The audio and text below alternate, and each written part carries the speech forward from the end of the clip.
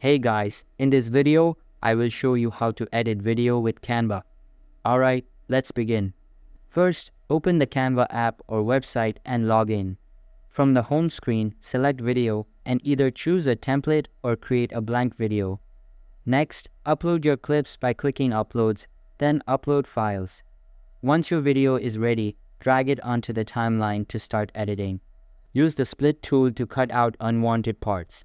You can also add text, background music, or transitions from the side panel to make your video more engaging. Adjust the timing, crop, or resize your clips using the toolbar as needed. When you're done, preview your work with the play button to make sure everything looks perfect.